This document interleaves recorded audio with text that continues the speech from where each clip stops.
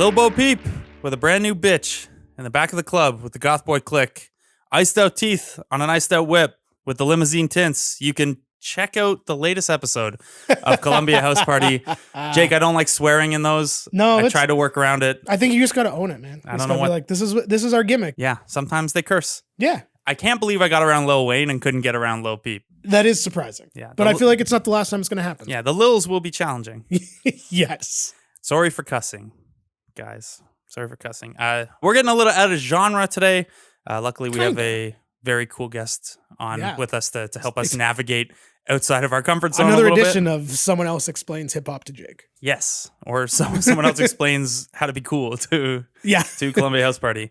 You know, I've talked about wanting to do a Lil Peep episode on a number of episodes that we've done. I think you said before we even started the show, you're like, one day we're doing a Lil Peep episode. Yeah, because I think it's fascinating that a SoundCloud rapper got his start by just sampling a bunch of pop punk and emo and basically putting an emo spin on trap music, kind of. We'll get into more of the specifics of the sound. But today, we are talking about an artist who is heavily influenced by many of the same bands we've discussed on this show. This artist started out sampling all of your emo and pop punk favorites, building an underground following before ultimately creating a sound somewhere between those genres and the trap SoundCloud rap of his contemporary moment. Today, we're discussing Lil Peep and his lone studio album, Come Over When You're Sober Part 1, as well as its fallout, the controversy around subsequent posthumous releases, the second part of Come Over When You're Sober, and we'll have a guest to help us go through all that.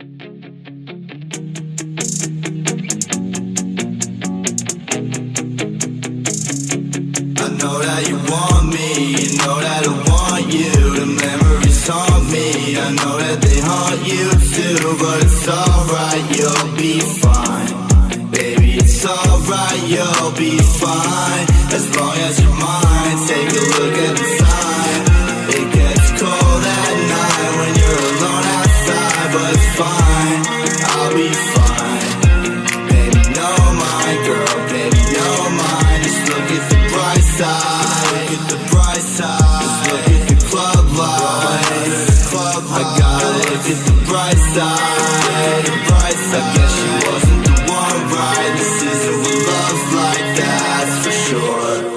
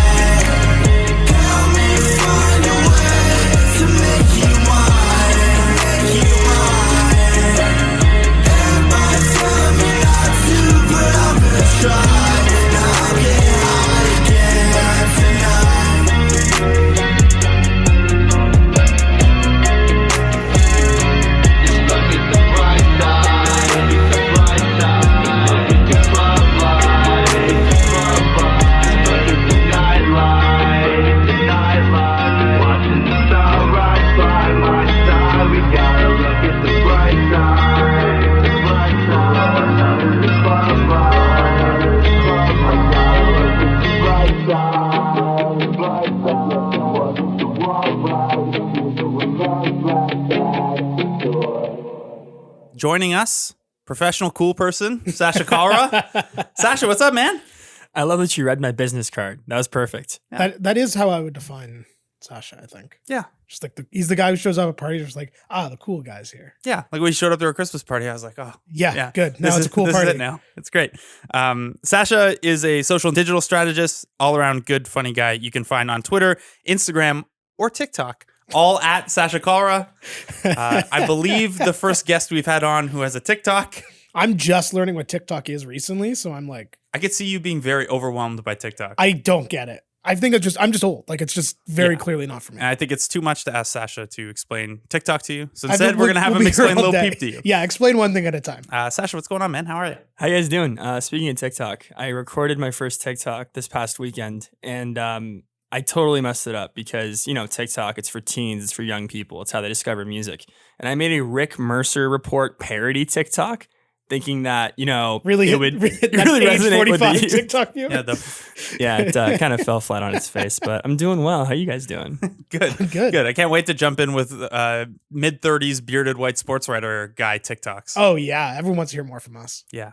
It's just going to be all that the kids do with like the new music, but it's just Bruce Springsteen. Yeah. Speaking of teens getting their new music through TikTok, this isn't exactly that, but I actually discovered Lil Peep in the first place through you, Sasha. You had posted him in your Instagram story, which anyone who says posting music to your Instagram story is dumb and navel-gazy and stop doing it, Blake. Well, there you go. People can sometimes... I do it every day, so I hope it's not. Sometimes people can find music that way. Sasha, before we get into Lil Peep specifically, I'm interested in your kind of background with not Columbia House Party, the podcast necessarily, but a lot of the bands that we've been talking about. Because I know you were, into the pop punk emo scene a little bit, but you're primarily a hip hop guy now. No disrespect to the K-pop you listen to as well.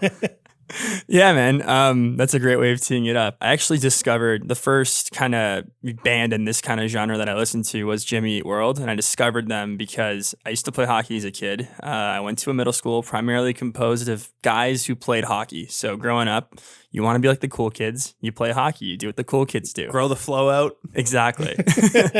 So they would put on Jimmy Eat World in the locker room before and after games, and I think it was Sweetness. It had to have been Sweetness. Hockey, There's so probably no other song, right? So Sweetness became the victory song of whatever grade that was, and that was kind of the introduction for me. But along with Jimmy Eat World, I listened to a lot of other bands in that genre. I wasn't as heavily into it as you mentioned as I was into hip hop, and I think that's kind of why Lil Peep is so very much an artist that I love. It kind of combines all those elements. It's really like the first time I heard it, it was kind of jarring to be like, wait, is this guy sampling this song? Like, I can't even imagine the thought of this guy rapping over it. And then you listen to it and all the lyrics are about like doing drugs and like, then it's like shopping at the mall. And it's just like, oh, is that just regular teenage shit now? Like, how old am I? Yeah. It's funny you say that. Like, how do you picture him rapping over that? And I was trying to explain this to a friend and I played the beat off of White Tea, which is for a Postal Service sample. And this person was like, well, how are you going to rap over that? And I was like, just wait. Yeah. And then you don't think that a Postal Service sample or a Modest Mouse sample or a modern baseball sample is going to lend itself well. And then you get into it. And the number of bands in this area that he pulled from is a lot of fun. Before we were doing this, I'd never listened to Lil Peep. This is not a Lil Wayne situation where like I listened to it the first time yesterday. Like I've been listening to it to prep for this, but I couldn't believe how much I liked it, because like SoundCloud rap is just not my thing. I'm too old and stuck in my ways, but I couldn't believe how much I was like, oh, this could, like, you just change up the beat a little bit and this is just kind of good Charlotte. Yeah, and I think it helps that he's more of a sing rapper than like a rap rapper, right? So he's got, his voice kind of has the whininess that suits the genre. Like, it's not DeLong sounding. Like, for rap, it's not that far off. Right. So for me, Zoobs and I have talked about Lil Peep and Juice WRLD in the past. Juice WRLD kind of Lil Peep's contemporary with this type of approach to rap.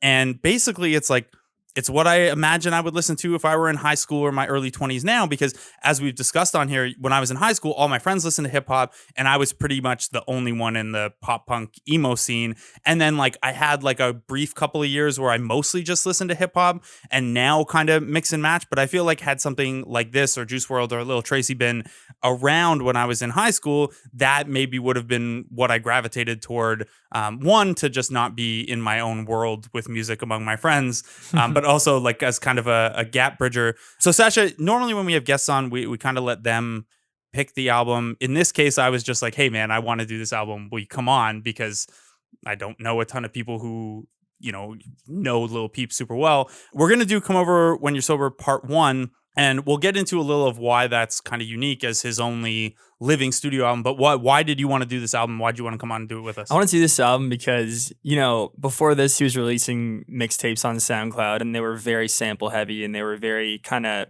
not low budget, but you could tell that they were, recorded with his buddies and there wasn't a major label behind it. And it was very much just scattergun approach of here's 20 songs, make of it what you will. I wanted to do this album because it was kind of, as you mentioned, his first studio album and the only studio album he released when he was alive. And that's also the other part of it. He did pass away 3 months after this album came out. So I really like to look at this album as a specific point in time where he got the record deal, he got the national tour, he was touring in Europe around like right before he passed away. And this was kind of like the big almost crystallization of his whole project, because he's been around for a few years. He'd been making music for at least 2 or 3 years before this.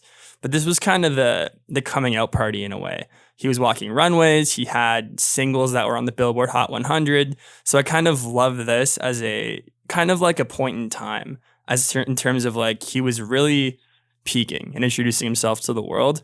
And honestly, it has a lot of kind of really radio friendly pop punk sounding singles on this album. For sure. And, the fact that obviously it's incredibly tragic that he died a couple months after this, but the way things went afterward in terms of and I don't mean just the controversy of posthumous releases, which we're going to talk about a little bit, but some of his subsequent singles that came out went even higher on the charts. And it's like, so it's kind of also this what if moment of like, he was kind of the face of this movement, and where could it have gone and where will it go? If 2 of the most prominent figures of the movement have passed on. You mentioned him starting out heavy on the samples. Again, I've made no secret that I wanted to do this episode. Of bands that we've done already on Columbia House Party, he has sampled The Postal Service, Modest Mouse, Conor Oberst, Death Cab for Cutie, and The Cure. I'll be good. I don't care. My whole life sucks anyway. I could feel it in the air today. Stands so big above the flood. She stands alone across the water. Loneliness grows and slowly builds. Her frozen body sliding downward. One by one, the senses die, the memories fade, the leave. Still seeing worlds that never were, and one by one, the bright birds leave.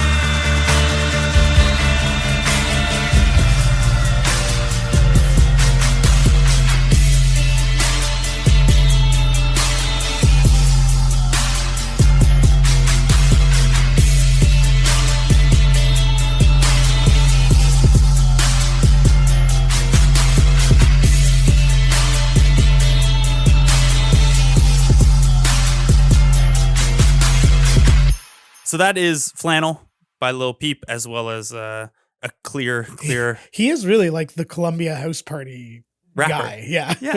Yeah. That was 5 bands that he sampled of the 26 episodes we've done up to this one. In terms of episodes we may do at some point in the future, a list of who else he sampled. Brand New, Modern Baseball, Oasis, Funeral for a Friend, The Cranberries, Evanescence, Red Hot Chili Peppers, Young Thug, 30 Seconds to Mars, Kurt Cobain, Marilyn Manson, 3 Days Grace, Pierce the Veil, Beach House, Avenged Sevenfold, Boards of Canada, The Story So Far, Real Friends, and Mineral. I think the thing that I like about Lil Peep so much, and I think one of the reasons why this album hit me, I think harder than I expected it to, is because he's clearly a guy who's done his homework and probably really liked these bands coming up. Like, it's one thing to be like the pop punk rapper when you're sampling like The Cure and Death Cab and Blink, but he's sampling like Mineral. Like that's, and like deep cuts from some of these. That's deep first wave emo. Like that's not even first wave emo. Like, oh, he's doing Sunny Day Real Estate. Like Mineral is not like that well known a band, and he's not doing like the big hits from these. No, but I think bands. that like we're going to talk about his song Kiss in a little bit, but that samples not Modern Baseball, but one of Brendan's solo songs that he just dropped on Tumblr one time. But I think that's what makes it work, because he doesn't sound like he's sort of just doing it for the sound. Like he knows where it's coming from, and he knows how to the musical ticks that make this stuff work. That is a lot because of what he listened to as a teen, which we're going to talk about momentarily. I have one note here that I didn't know where else to work it in, so I'll work it in right now before we take a little break. I read in an interview that he has a theory that because chicken is the closest relative to a dinosaur still in existence, that a T-Rex would have tasted amazing. All right. Okay. So, talk about Lil Peep's drug use. We're going to talk about the background and how Lil Peep kind of established his sound and got into the sampling, and then eventually transitioned into his first studio album after this.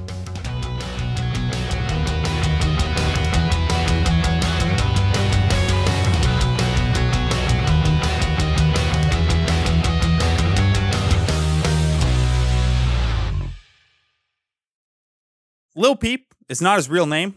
you might be shocked to learn his real name Gustav. Really? Yeah, Huh. Swedish ancestry. He was born in 1996 in Allentown, Pennsylvania, and raised in Long Island, New York. If you were wondering where he got his emo pop punk sound, being raised in Pennsylvania and Long Island is pretty much a giveaway. You're talking Wonder Years, Men Singers, Modern Baseball, Take It Back Sunday, brand new. He is right in the sweet spot there. 2013. He moved to Los Angeles after dropping out and finishing his high school via online courses. Basically, he did in 2013 what we, the three of us, all kind of did at the Score, where it was like, hey, we're all online friends and blog together and tweet together. What if we all just work in one space? That is basically what he did. He moved out to LA with a bunch of his friends from online. It was not as, as our situation did. It had some bumps in the road. He is alleged to have been temporarily homeless at times. His mom would send him baked beans in the mail, and that's how he would eat. Around this time, he got a broken heart tattooed on his face with the idea that it would force him to stick to it and really do something with music because, and quote, getting a tattoo on your face is going to stop you from getting a lot of jobs. It's some galaxy brain shit right there. Put that on a fortune cookie. I see the logic. Yes. So almost immediately when he gets out to LA, the first thing they do is shoot the video for White Tea, which I mentioned before, and we played a clip of on our Postal Service episode. That samples that. It's his first day there, and they shoot the video for that. In 2014, he starts dropping tracks onto SoundCloud under the name Lil Peep, which is just like a childhood nickname. His mom always called him Peep. He threw a Lil in front of it. Seems straightforward enough. In late 2015, the I'm going to throw all these tracks at SoundCloud starts to get a little more organized, and he releases Lil Peep Part 1, a mixtape. The success of it on SoundCloud gets some pretty good buzz. It also included a sample of Adam's song by Blink-182 on the song 5 Degrees. His oldest song that he has on SoundCloud is called Veins, and it has, at this point, 18 million plays. Jesus. His SoundCloud also still has 1.7 million followers. So you can see how he gained some popularity via SoundCloud. He also followed 0 people on SoundCloud. I respect that. Yeah. As someone who's priding themselves on maintaining a good ratio, it's kind of an undefeated ratio right there. 1.66 million to 0. That's amazing. I like that he's like so prominent in the scene too, and he clearly has friends who are also SoundCloud rappers. He's just like, no, I'm not gonna follow you. doing that. Yeah. Yeah, no follow back. So around this time, he joins Goth Boy Click, which is kind of a melodic trap group with heavy emo and grunge influences. Lil Tracy is the name to know there. He pops up on a lot of Lil Peep songs. He's kind of, I would say, you would know better than I would, Sasha, but now that Lil Peep and Juice WRLD have passed away, he would probably be the most prominent or most successful For sure. of this kind of sound. Pretty good. Also, this would also explain if you're listening to any of these songs or clips and you haven't heard it before and you're wondering what the Goth Boy Click ad-libs are or the lyric in the opening lyric today. That's what that is. That's I was wondering that. Goth Boy Click, by the way, also includes Adam McElwee, formerly of Tiger's Jaw, under the name Wicca Phase. Okay. Yeah. Yeah. Wicca Phase has some bangers too. There's some good songs. He was in Tiger's Jaw? He was in Tiger's Jaw. Okay. Yeah, there you Right go. on. This was so much fun to research. I said before we came on, this might end up being a long episode because it's by far the most notes I've had. Just of all these random For an connections episode. of like stuff. It's crazy. So as Noisy explained, Goth Boy Click, it was, quote, a collective of rappers, songwriters, and producers with a shared interest in Under Oath and Gucci Mane. Which, if you're trying to get the sound, that kind of puts you there. So all of these artists are self-mixing, self-mastering. At one point, Lil Peep is using a $150 microphone on his MacBook, and later he says he upgraded to an $800 microphone, but was still making most of his songs on GarageBand. Using that Yeti Blue. Yes, a Yeti Blue. That would probably be the $150 mic. Yeah, I don't know what the $800 It's mic definitely would not be. the 800. Yeah, I don't have an $800 mic to compare it to. So yeah, and again, the defining feature at this time was his frequent and creative sampling of other artists, which also helped garner him some attention. I mentioned earlier that he sampled Modern Baseball, technically not a Modern Baseball song. Brendan Lukens had a solo project called Dude, The Love of Your Life Has Some Serious Issues that he threw online for free. Lil Peep was like, a good name. Lil Peep was like, apparently, like, sure, I love this Modern Baseball solo B-side project. I'm going to make one of my best songs, Kiss, sampling that.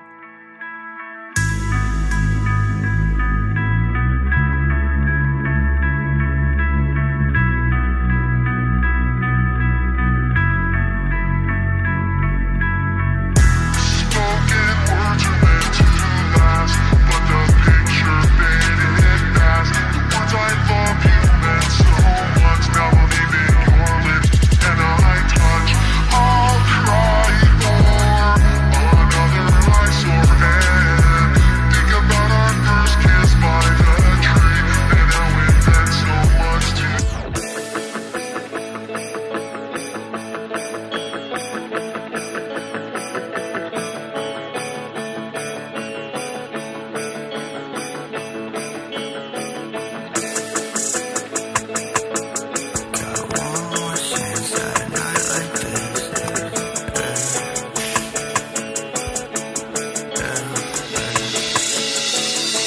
one more chance, baby, give me a kiss. You got one more chance at a night like this. You could hold my hand in the back of the whip. I saw the plug at the club, came back with a brick. One more chance, baby, give me a kiss. You got one more chance at a night like this. You could hold my hand in the back of the whip. I saw the plug at the club, came back with a brick. Did you guys know that Pitchfork put that song on their 100 best song in the decade list? I did not. That's crazy. I think it was like 100. I mean, it was like 186, but still, they included it. That's good. Like, he's definitely a guy that I've heard of, but I feel like I've heard of him mostly through like you guys. I don't think I realized how prominent. Was that the only became? Lil Peep song that made the list? Yeah, it was. What a weird choice for Kiss to be. I think it was the one that's sample. on there. It's Yeah. very Pitchfork to be like, oh, Yeah. he sampled this very specific obscure song, so this is why this is the song that's on the list. The one that, by the way, Modern Baseball once got interviewed about, and one of the interviewer asked the question to the group is like, hey, have you ever thought about like playing live or like re-releasing any of your like lesser known B-sides or whatever, including this song? And Brandon's like, not a Modern Baseball song. And the guy tries to ask a follow-up. He's like, not a Modern Baseball song. I'm like, okay, man, you could just say Chill that. out, chill you out, could, man. you could just relax. Please get back together though. Please release new music. In terms of background, in terms of as far as how Lil Peep got into this kind of music, his brother turned him on to punk. Bands like The Casualties, Minor Threat, and No Effects. He was more into the emo side than his brother and gravitated toward bands like Taking Back Sunday, My Chemical Romance, Blink-182. This, to give you an idea of the type of music he liked, in one interview I came across, he talked about how much he liked the Twilight soundtrack, which we had talked about on a bonus mailbag episode before. One of the all-time great soundtracks. Amazing soundtrack. Beyond just the pop punk, I mean, Lil Peep did not get popular as a SoundCloud rapper because he was doing a lot of pop punk references only. He also grew in popularity for his candidness about mental health and drug use, the unique combination of sounds, the fact that he's really good, which I feel like maybe we have undersold to this point in talking about the uniqueness of his sound. He also at one point came out as openly bisexual, and then I think having an LGBTQ presence in that scene, I mean, I'm sure it wasn't the easiest thing, but in terms of, you know, the attention that he was getting, not just obviously he didn't do that for attention, but you know what I'm saying in terms of awareness of his sound and getting more and more ears on him. In terms of the sampling, there was a little bit of pushback. Like Mineral didn't like that he sampled them. That seems right. But also a lot of groups like gave him kind of the seal of approval. He got, like, as he was coming up and gaining more popularity, he got the stamp from Post Malone, from Diplo. Even Blink is alleged to have kind of given him their seal of approval as fans. He was such a Blink fan, actually, that there is an unused kind of hidden Tom DeLonge riff that they never used in 2003. There's on their MTV album launch, there's a live video that you can find on YouTube, and he plays a little riff that is not on any of the songs, and Lil Peep sampled that at one point on a song called The Song They Played. So this is how deep the cuts are going. He also, at one of his concerts, basically closed with just karaoke of Damn It by Blink-182.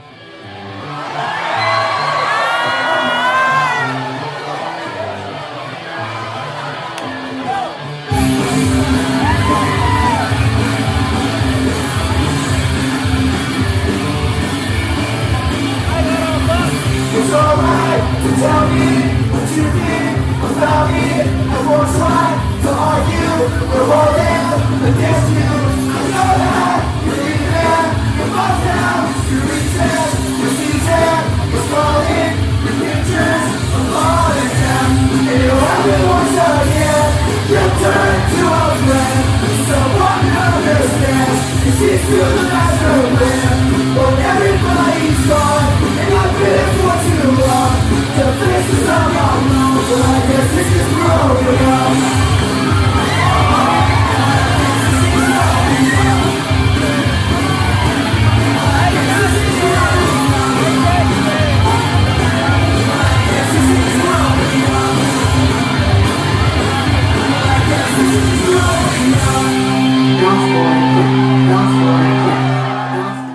Have you ever wondered what Damn It would have sounded like as a predominantly Tom DeLonge song? So you guys hadn't seen that video before. No. Not to get all visual on an audio medium, but I just showed them the video of that. Pretty fun. That is great. I like when it started, I was like, there's no way his crowd will know this song. And yet, Enough to stage dive. yeah. Also early enough in Lil Peep's career that there was no security as people just like walked up onto the stage. Yep. And I dove like off that the he stage. called for the circle pit. Yes. That's what I enjoyed. Yes, it was great.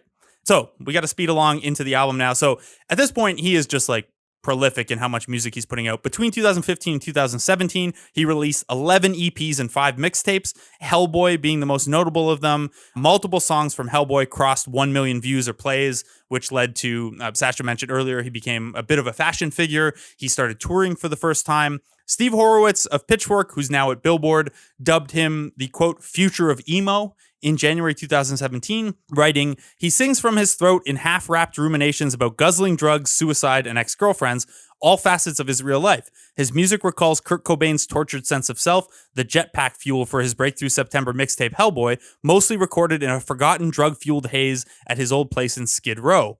In that same piece, Lil Peep gets asked about, there are a lot of think pieces coming out about Lil Peep and that movement around that time. And, as with anything, people don't understand. It's like, well, is he playing a character? And he says, I love that I get to read this quote.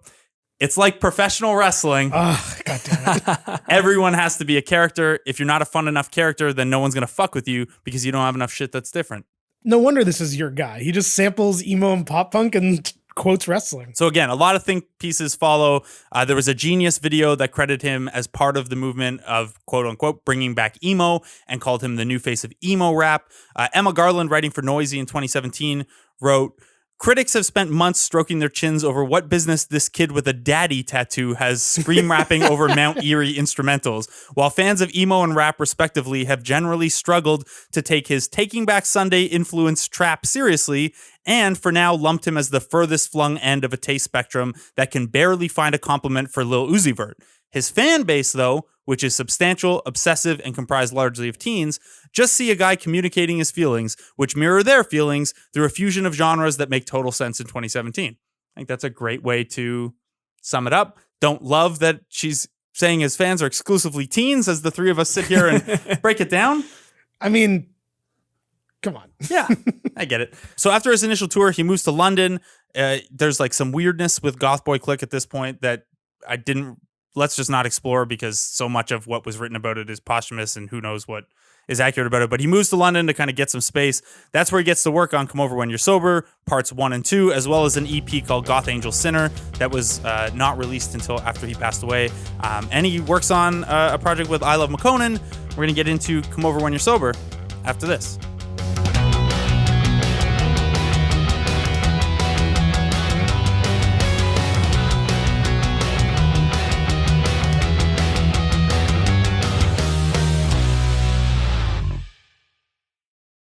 All right, so finally, we're going to get the album we're supposed to be talking about.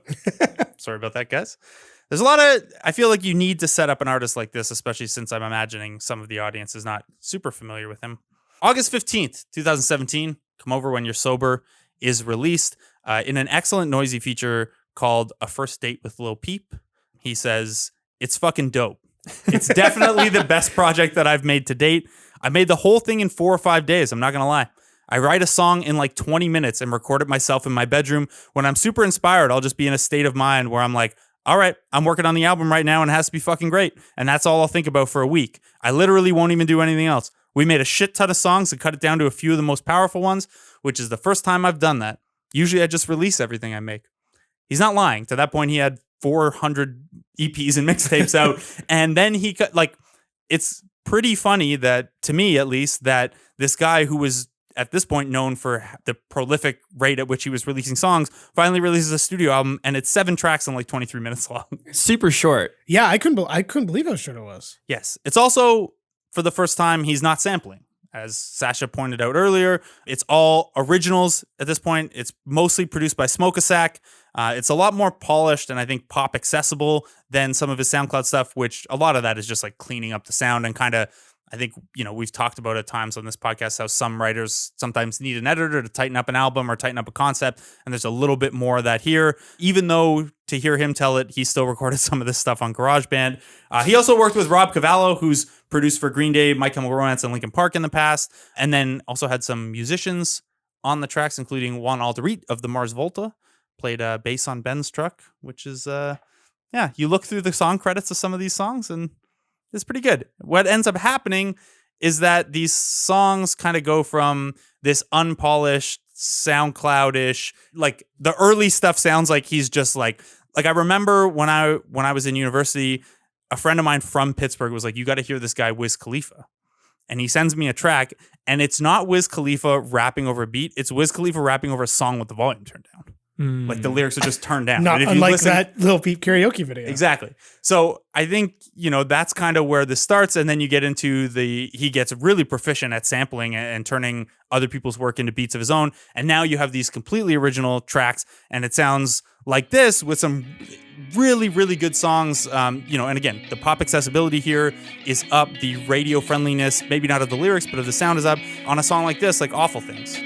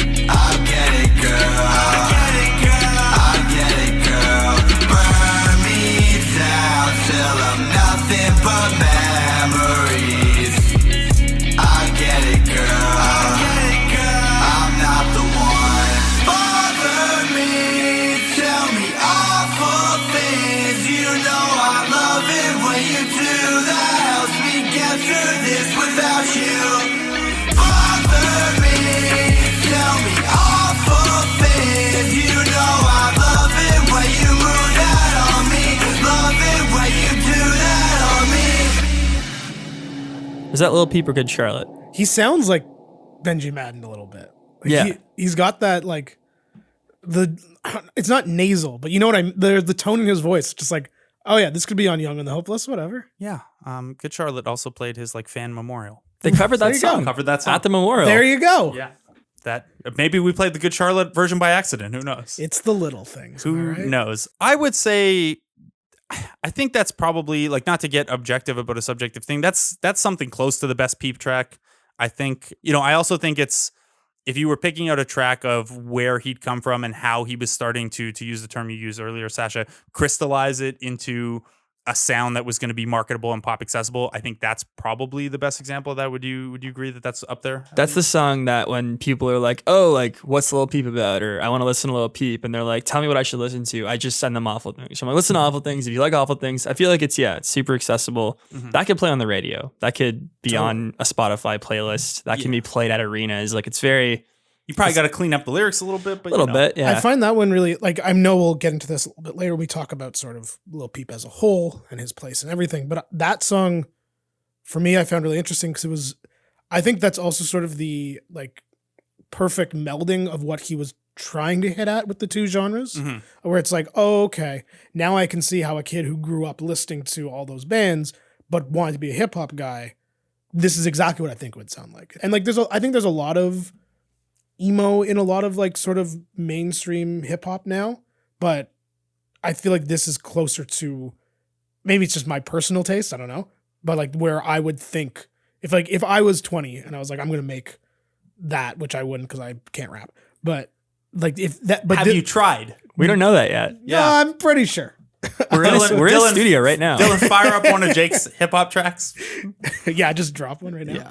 Yeah. But this is, I think, where I would see it or hear it going, I guess, in my brain. Yeah, I think that's probably fair. You get some artists now who have the SoundCloud sound, or who have the emotion in their lyrics, but there's not a lot that have, like, the kind of singy approach that he has that makes it sound initially, like, to Sasha's point, like, that sounds like a Good Charlotte song to open, and, like, there are a lot of these softer guitar parts And then heavier guitar parts too, especially on Come Over When You're Sober Part 2, which we'll talk about. And it's an actual melding of it. It's not just like sampling or influence. It's literally bringing the two together. Yeah. You read the Ben's Truck lyrics off the top of this episode, and if you listen to Ben's Truck, that sounds like that could be a completely different artist. Like you listen to Awful Things and Ben's Truck, they're on the same album, and like Ben's Truck is very much it's more of a rap song.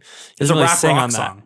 Whereas like Awful Things. Yeah, when I listened to this first time, like Ben's Truck is track 1, and I was like, this is the pop punk guy Blake was talking about, and then you hit this, it's like, oh, there it is. Yeah. Also, it has kind of the generational mantra of sometimes life gets fucked up. That's why we get fucked up. Words to live by. Words to live by. 4 singles off this 7-track album. Ben's Truck, The Bright Side, which we played off the top as the intro song. Awful Things and Save That Shit. Surprisingly not a single because of the quality of the song. And I think in retrospect, the prescience of it. Better Off Dying. It's, the lyrics there hit a little more after he passes away. Some of the lyrics to give you a sample here. Even if I try hard, I ain't gonna make it. We ain't gonna make it. I ain't gonna make it, but I love it when you fake it. Got her little heart in my hand, don't want to break it. He's clearly struggling with his own stuff here. And I think, it's just a song, but I think there's a little bit of navigating, knowing you're going through your own shit and not wanting it to affect other people. Were it not for the line about faking it, this kind of seems like a song to his mom to me. I don't know. Like they from all the interviews and stuff, they seem to have had like a really sweet and supportive relationship, and that's nice. Right. Yeah. I thought it was interesting though that in the they made a documentary, Everybody's Everything, and it was about Lil Peep and his life, and they actually used Better Off Dying as the song for the trailer out of all the Lil Peep songs, which I thought was interesting. This is Better Off Dying, by the way.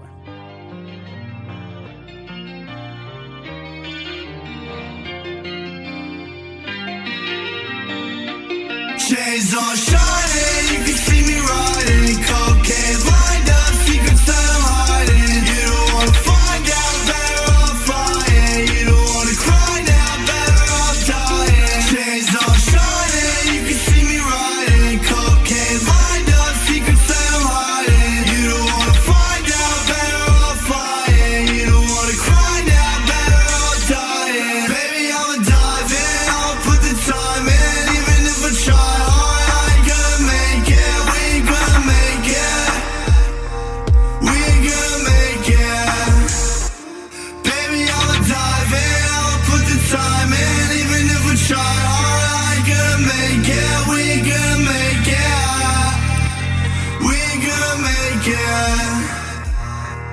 Gonna make it, but I love it when you fake it. Got your little heart in my hand, and I don't wanna break it. Now, Sasha, this is that's one of your favorite Peep songs as well, right? I love that song. I wish it was longer. Although I wish like every single Lil Peep song was longer. I think that's part of the appeal. It's the pop punk in him. It's just like, yeah, here's 110 seconds and we're out. Give me one more verse. Oh, it's over. Okay, all right. It is a very like.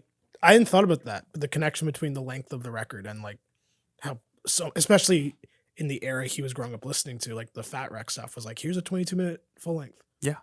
Like, which is, it's hard to tell where it's going to go because I don't, you listen to the hip hop that was around at the same time. I don't know that the pop punk sound expands that well to, 5-minute tracks. That song, by the way, peaked at number 38 on Billboard. So when this album came out, critics seemed to have a bit of a hard time figuring out how to cover him because of the intersectionality of the genre, his aesthetic, the fashion element, the LGBTQ element, the entire fact that he had come up on SoundCloud. A lot of the there aren't a lot of deep reviews of this anyway from the traditional media, but some of them are kind of clunky and don't seem to know what he is or how to figure him out, which is not entirely surprising, especially at 2017 instead of 2020.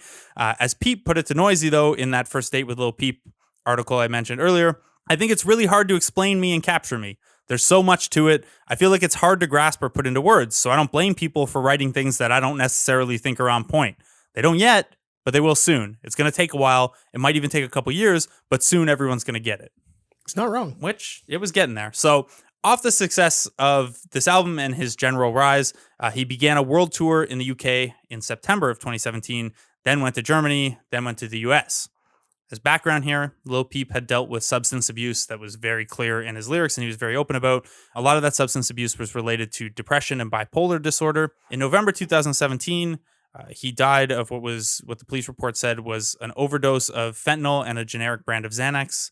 It was just after his 21st birthday. His manager, Chase Ortega, tweeted at the time, "I've been expecting this call for a year. Motherfuck."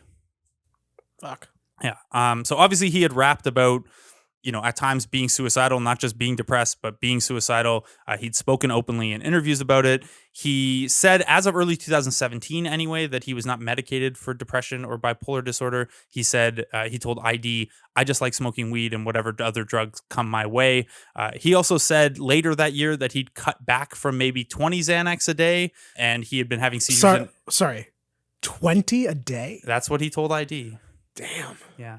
There was in the documentary that I mentioned earlier, there's a clip where his friends are describing what he used to be like at parties and hanging out with. And apparently he had, according to them, a lot of trouble saying no to people. And he had a lot of trouble because he felt like he was letting them down, saying no to them. And based on his music, based on, their connection to him, he felt this kind of responsibility in a way to just like do things.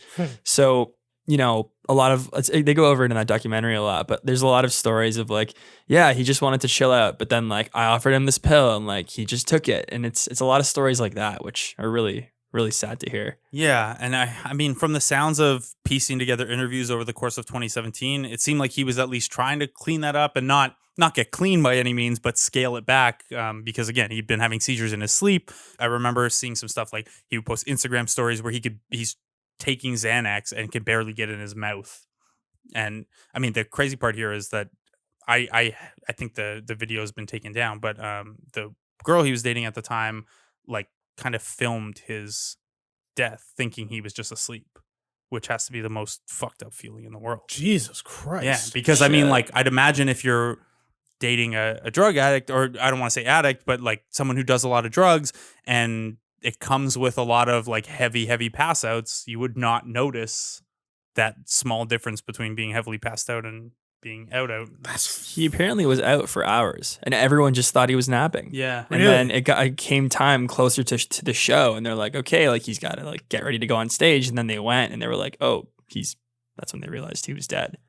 I don't know this. It's circumstance, obviously. But like, I wonder if it's one of those things where it's just like, someone checks, 4 hours earlier. Right. And then, yeah. Sad to think about. It's really sad. So a ton of artists across many genres pay tribute to him after the news comes out.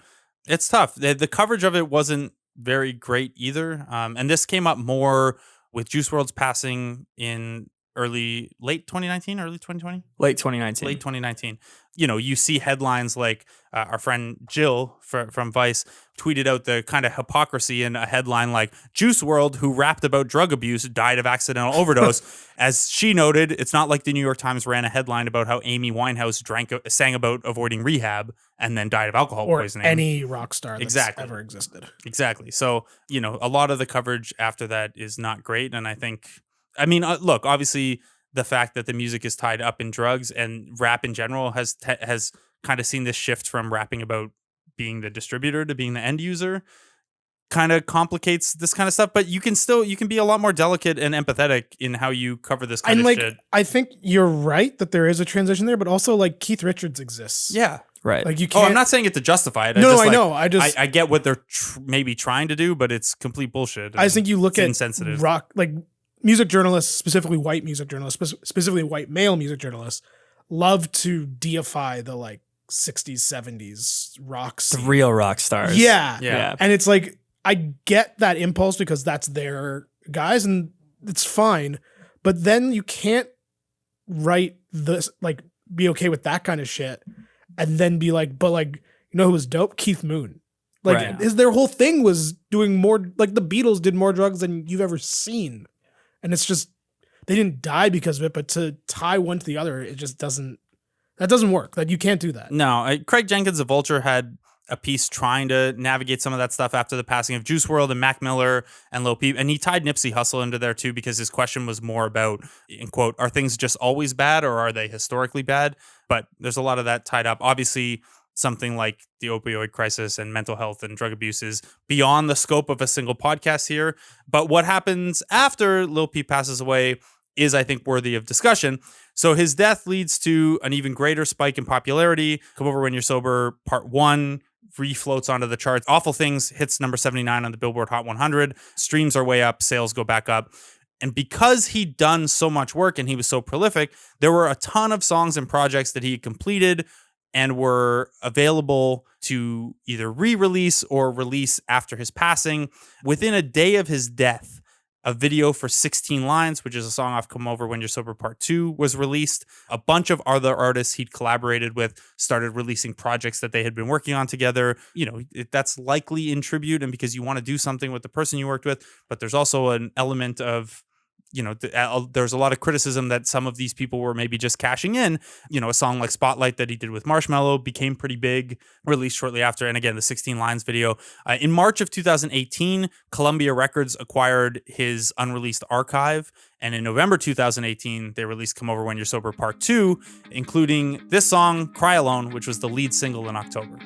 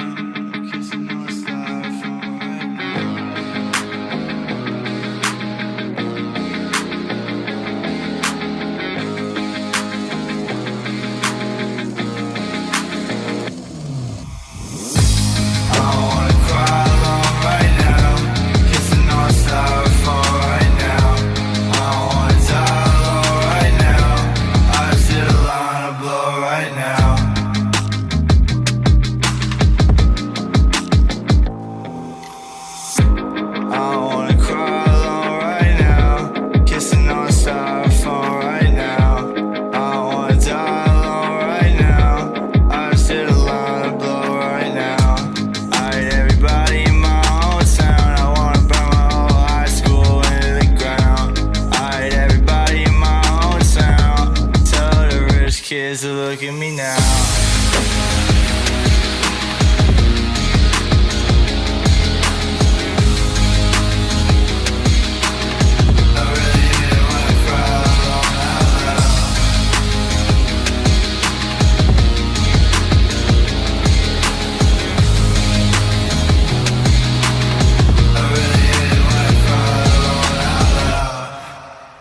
I know we talked earlier about how Awful Things is kind of the song that you'd use to put someone on a Peep. I think that one's up there too. I think that's a pretty good snapshot of how he's trying to merge the two different sounds. I feel like Smoke a Sack had so much pressure on him with this entire release because I was reading the coverage of this album and they basically just handed him a laptop and they were like, here's all the audio files, here's all the rough versions, put it together. And he just had to he had to make every song on this album to pay tribute to his friend who had passed away. Jesus. And it's like you have to satisfy the fans, you have to do right by your friend, you have to listen to these random audio clips and be like, okay, like where was he going here? How should I edit this? It's a lot of pressure. I don't know. Yeah, it doesn't seem easy, and at least with him, you know, I got the impression that after going through Come Over When You're Sober Part 1, they were pretty close. And I think he probably had a good idea of what Peep was trying to do because they were doing all those sessions together. But the emotional weight of doing that work, like, I can't even imagine doing that. And like, especially, it's one thing when you're like, you see it a lot in literature when like an author dies and the editor has to put together their final book or whatever. It's another thing, I think, to do this and you're just hearing their voice over and over again. Like that would be a lot. Yeah. Yeah, and it's his voice on stuff you've worked together on, right? Too. It's a lot. So that album, you know, Cry Alone is a song I really like. Sex With My Ex is, I think, also a pretty killer song. Some of the tracks, though, do feel a little unfinished or like, I don't know how to phrase this properly. Put together after the fact? like they are behind where Lil Peep had gotten to. Right. Mm-hmm. So he was going in this direction and he had started to figure out a unique sound. And a couple of those tracks on Come Over When You're Sober Part 2 feel like stuff that he probably would have, not to speak for him, but like they were earlier tracks from where he had gone. Mostly it's fairly similar in tone and sound to Part 1. Skews a little bit more somber, a few more alt-rock riffs than just the straight kind of goth trap. A lot of reverb and filtering, which is, makes it pretty interesting sonically, at least. That debuted at number 4 on the Billboard 200, got positive reviews. Pitchfork gave it a 7.2 and said, his legacy is still very fragile. And when they were analyzing it, Rolling Stone said basically the album is an examination of a musician he could have been and was becoming. So releasing the album is one thing. Those are tracks that were done, and at least Smoke a Sack would have had some idea of what they were supposed to sound like and where they were going. Right. There's more criticism about some of the other posthumous releases. In 2019, they re-released Star Shopping, which was a very big favorite of Peep Hive from 2015. I know it's one of your favorites as well, Sasha. Even that's fine. Like, you're re-releasing an old song. I don't really see the harm in it, other than that you're re-releasing an old song strictly to just make new money off of it, I guess. But big picture, I don't think it's too heavy under criticism. You know, releasing the Everybody's Everything compilation on the 2nd anniversary of his death, along with the documentary Sasha was talking about, that's maybe getting into the more exploitive side of things. It's tricky. Yeah. I feel like, from what I understand, his mom is she gives her blessing to a lot of these things. That's good. So I think the family's involved, but I would hope the family's But they don't. involved. They don't own the rights to the, No, to they the don't. catalog, though, is the tough part. Right. So this is where we get into the most controversial part of his posthumous releases. There were a couple of tracks. There was a song called "Falling Down" that was released with him, I Love McConan, and XXXTentacion. It was originally a song called "Sunlight on Your Skin" that was strictly with I Love McConan. Triple X had added on his own part, and then he passed away. Allegedly, according to I Love McConan, Temptation's family reached out to Peep's management to try to make this happen, and McConan facilitated it. It got released after both of them died. The issue here is that it was immediately condemned by the rest of Goth Boy Clique because of XXXTentacion's history of violence, domestic abuse, and homophobia. Peep was alleged to have disliked him and had beef with Temptation's friend Ski Mask the Slump God, who had used homophobic language toward Lil Peep, who again is bisexual. So a lot of the Goth Boy Clique kind of spoke out against this. Fishnark posted on Instagram that Peep explicitly rejected Triple X for his abuse of women, spent time and money getting Triple X's songs removed from his Spotify playlist, and wouldn't have co-signed that song. Don't listen to it. This shit is people trying to make money off of him. He never would have signed up for that. He did not like XXXTentacion. Lil Tracy tweeted and then deleted. Never even friends and didn't even like each other. The Goth Boy Clique subreddit, which is like still a really active subreddit and was fun to explore, they released a statement basically boycotting the song. Everyone kind of seemed to feel that it was a corporate ploy to profit off the two deaths of pretty prominent up and coming artists. McConan tried to justify it because he was kind of the person who had to put all of this together. He said, and quote, "Who are those people to say anything about what those people would be doing if they were alive or if they were anywhere? X wanted to be a part of this song. He has parts that are to the song. It's not like he made a song to another song and Lil Peep had a song to another song and the label was just like, oh, let's put these two parts together because it'll make a bang. It's that this person was inspired to get onto this version of this song that Lil Peep and me originated. If Lil Peep was alive and me and Peep are friends, and I guess I can speak for Lil Peep since it's our project together, I would say that we'd be very open to talking with whoever and to making any sort of creative things happen." Maybe an overstep there on the part of McConan. The whole role of McConan as like the gatekeeper of the Peep estate when it comes to music is because they had a ton of unreleased projects together. Is that like a thing with them where he's like, I have all this Peep material, so listen to there are still alleged to be like something like 15 to 20 more tracks. They were recording in London together for like a whole, because they dated for a while too. Yeah. And they were that's why Sunlight on Your Skin, I've Been Waiting, they're kind of like happier songs. Well, these guys are in love with each other. This is the other issue is that Sunlight on Your Skin, apparently the original version, I mean, if you take out Triple X's parts of this song, it seems like a song about love between two men. Yeah. And Temptation's parts really don't fit. And then when you know that he has a history of abuse and homophobia, then it really doesn't fit. Yeah. So McConan also tried to make the point that both mothers wanted it done. Again, to your point, Sasha, about Lil Peep's mom kind of being the unofficial kind of keeper of the estate. Liza Womack, Peep's mom, said on Instagram at the time that it was McConan's choice since Columbia owns the rights to Peep's unreleased catalog. But Triple X's mom posted it when the song came out on Instagram from both their moms. Right. So it's a little hard to make heads or tails of. Man. But like what do we do with posthumous releases in general? Like I feel like I don't know, this does not apply to, I think, every posthumous release of any artist, but I feel like, and I don't want to speak for anybody. I don't want to quote unquote rob a bereaved family of potential financial gain from their son's art that they clearly believed in. But like, for a guy like Peep, in my brain, like posthumous stuff should just like be on SoundCloud, and or like a pay what you can or whatever you want to put it behind. But if a fucking record label owns the rights, that's obviously not going to happen, and that's not possible. And also, again, then it's like, well, then his family doesn't like get money from his work, and that shouldn't happen either. So I don't know. It's like it's tricky.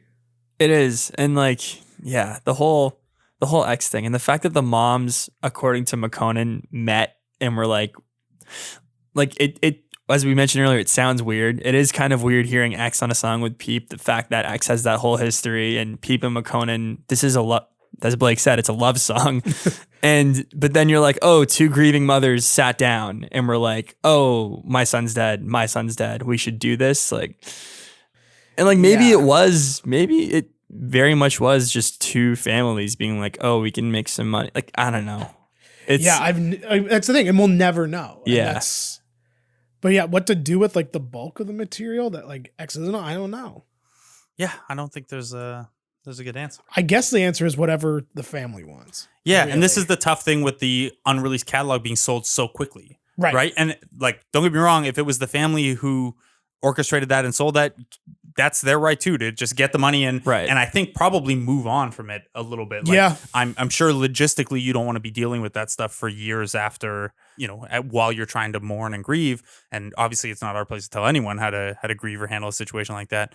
But it is awkward. And I think if anything, you hope that people take into account as much as possible the spirit of what that artist would have wanted. And in a case like this, it seems like that spirit was maybe violated.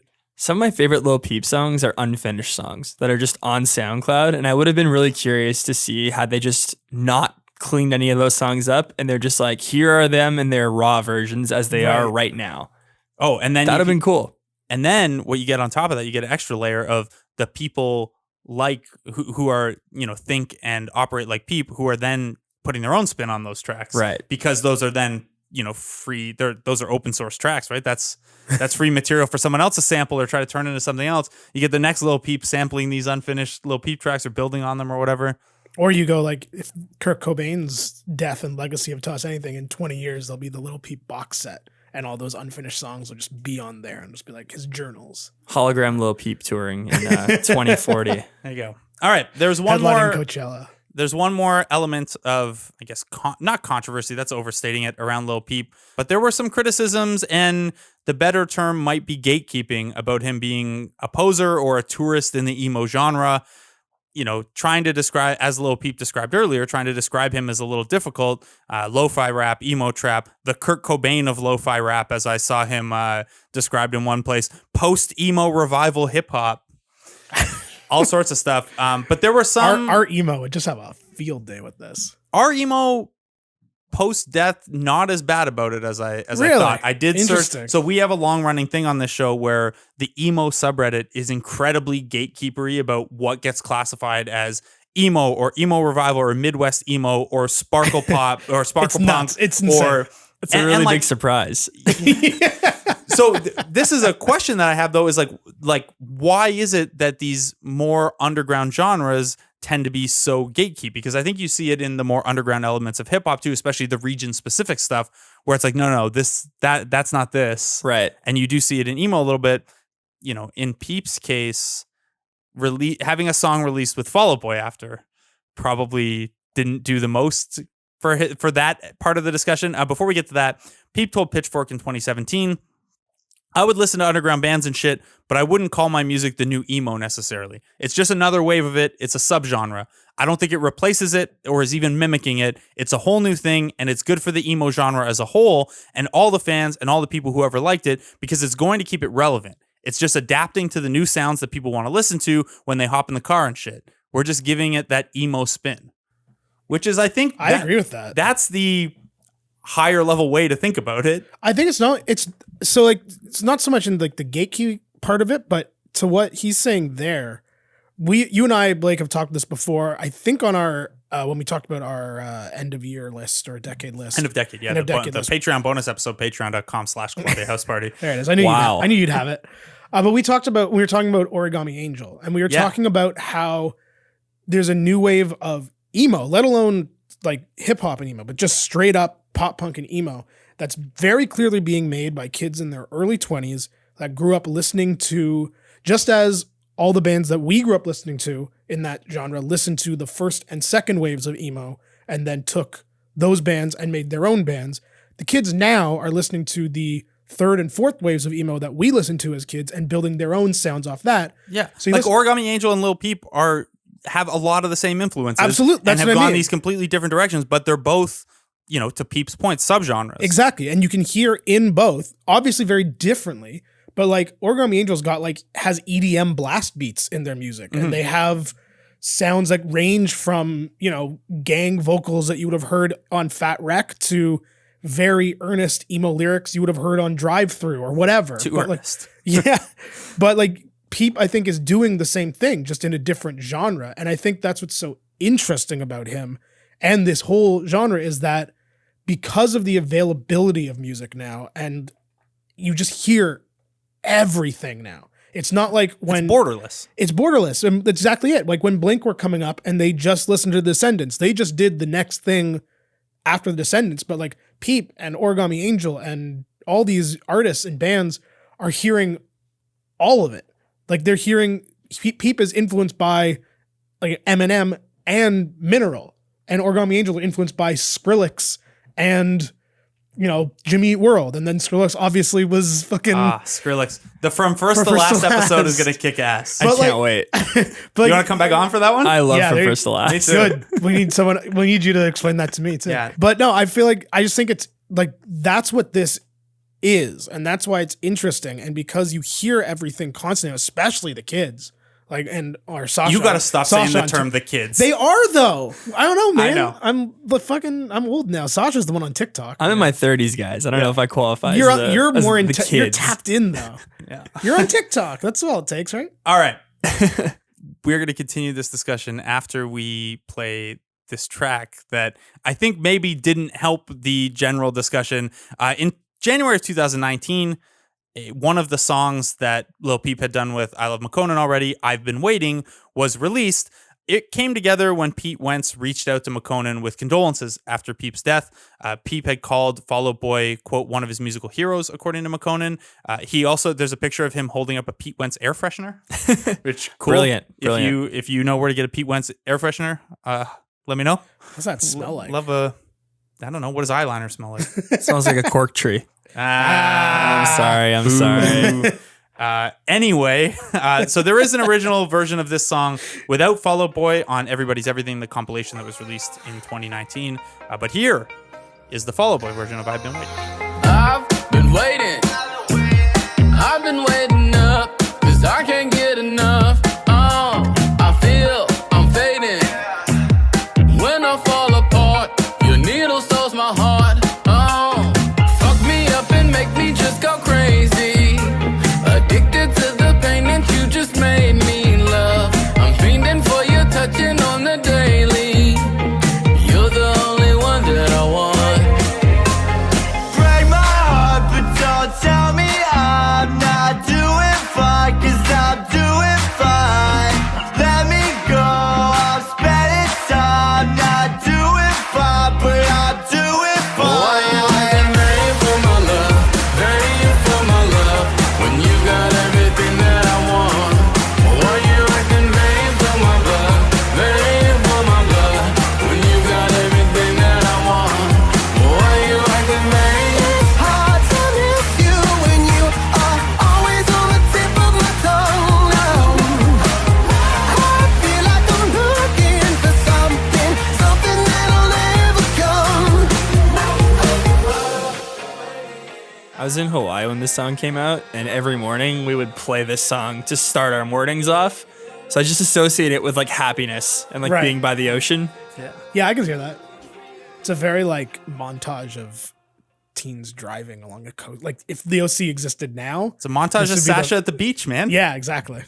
Driving along the coastline, arms in the air, the convertible. How'd you know he had the convertible? It's assumed. Between that and Good Charlotte performing awful things at his fan memorial service, probably those things did not, Fall Out Boy and Good Charlotte, as much as they would have influenced Lil Peep at the time, were not exactly synonymous with underground cred in the genre by the time Lil Peep passed away. My thought on the whole issue of is he a poser, is he a tourist, is who gives a fuck? Stop gatekeeping all the time. Absolutely. And like I don't mean it that harshly, but like we've just discussed the genre splitting enough over 27 episodes, and obviously we have to keep doing it because it's interesting to a lot of the bands, but like who cares? That's what music is. Way better, yeah. That's what music is. It's building on what came before and putting your own spin on it, what's coming now. It's the whole point. And then like, I mean, lyrically it's pretty emo, and there's like, right down to some of the lyrics are complicated in terms of his relationship with women, with what he's rapping about, with relative or compared to what he was alleged to be like, which is like a pretty good guy. Everyone seemed to like him, and he's part of the LGBTQ community. And then again, his voice and style leads itself a little better to the emo side of things. There's a really good essay on Lil Peep in general, but it touches a lot on this topic from Ellie at You Don't Need Maps. That's youdon'tneedmaps.wordpress.com, as well as at You Don't Need Maps on Twitter. She writes, Title Fight's fan base was different from Peep's, but it didn't have to be. I think young DIY rock fans have the capability of embracing this branch of hip-hop, and some of them do, but too many of them don't want to.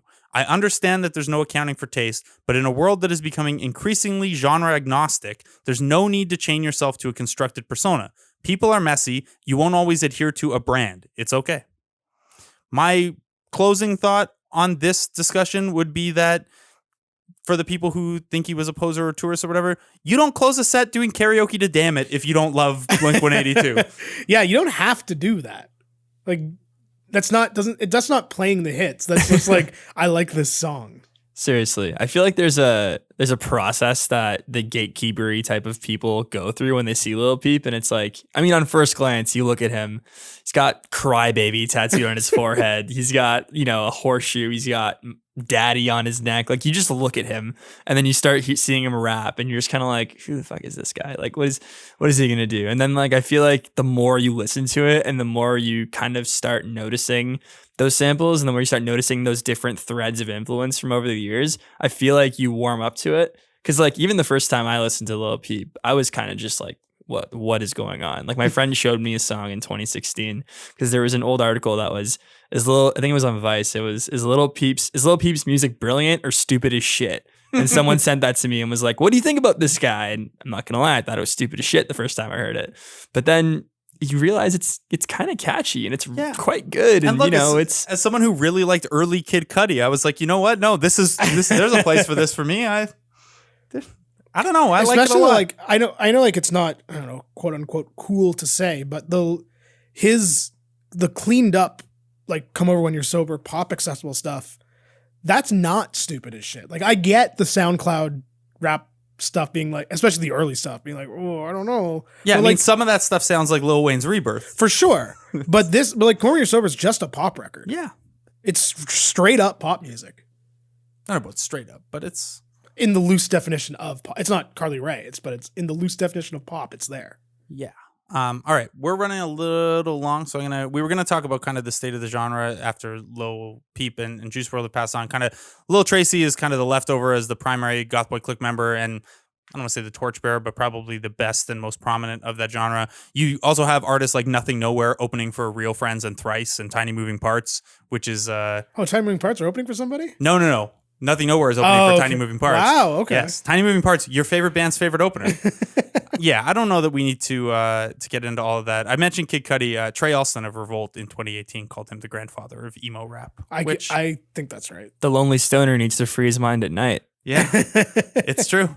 It's true. All right. Normally at this part, we would rank albums from an artist or songs from the album or something like that. This is Lil Peep released one 7-song studio album while he was still alive. It's a little tough then to rank his albums or even the songs on the album. So I guess we'll just talk around it as we pick a song for the mixtape. Jake, you kind of came to this artist and this album for the first time in prepping for this episode. Which songs stood out to you as kind of favorites for you?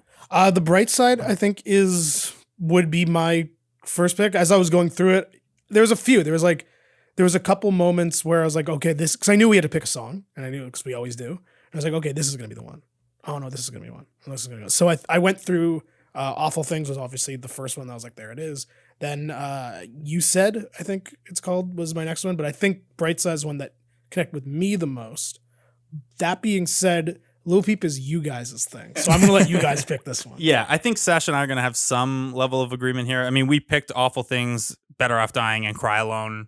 Like Sasha and I kind of went through which songs we wanted to pick for this one. Do you have one that you think best represents? I mean, you said Awful Things is the one you would send to people if they wanted to know what Lil Peep is all about. Is that your vote then for which song from this album makes the mixtape? I actually vote for Better Off Dying. Okay. I think that for a song called Better Off Dying, it is one of the happiest sounding songs. And I find that very compelling because it's got this like happy, triumphant feel to it, but the lyrics are like, I'm gonna die. I'm always here for sad lyrics with happy music. Right. All right, well, Better Off Dying for the mixtape it is. Sasha Kalra was our guest today. You can find him on Twitter, Instagram, TikTok, at Sasha Kalra. He's the best. Really appreciate you coming on, man. I only have 2 TikToks, so if you're going to that profile looking for content, By the time this episode comes out, though, you might have 6, 7. Who knows? the Rick Mercer one will still be my favorite. Sure. Thanks for having me, guys. And the most relevant, too. We bring you on to be the cool guy who could explain the youth to us a little better, and you come at us with Rick Mercer content. I've got the range. What can I say? It's true.